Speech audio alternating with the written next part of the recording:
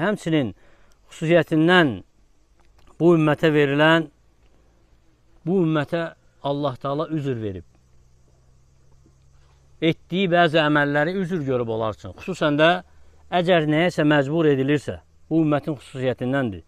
Peyğəmbər sallallahu aleyhi və səlləm deyir ki, Allah Teala bu ümmət üçün keçib, yəni günah yazmayıb. Nədə məcbur edilib? İstəmədiyi bir şeye məcbur edilibsə, ondan günahı yazmayıb, silib. Və gəlib ki, İbn Abbasdan deyir ki, sallallahu aleyhi və səlləm, ümmətimin üzərindən xəta və unutqanlıq qaldırılıb. Yəni, onun günahı qaldırılıb. Ümmətdən kimsə xəta edərsə, unutqanlıqla nəsə edərsə və ya bilmədən və ya məcbur edilərək nəsə edərsə, üzr edib Allah Teala bunu ümmət üçün.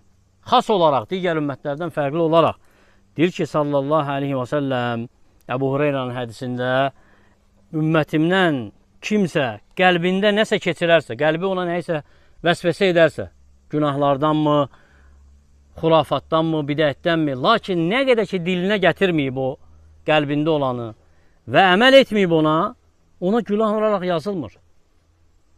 Ona günah olaraq yazılmır.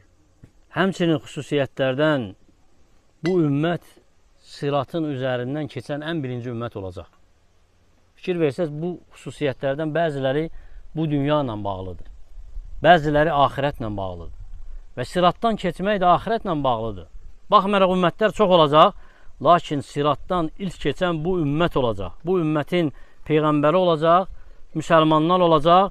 Deyir ki, Peyğəmbər s.ə.v cəhənnəmin üzərinə körpü qoyulacaq, yəni sirat qoyulacaq və ən birinci keçən mən və ümmətim olacaq.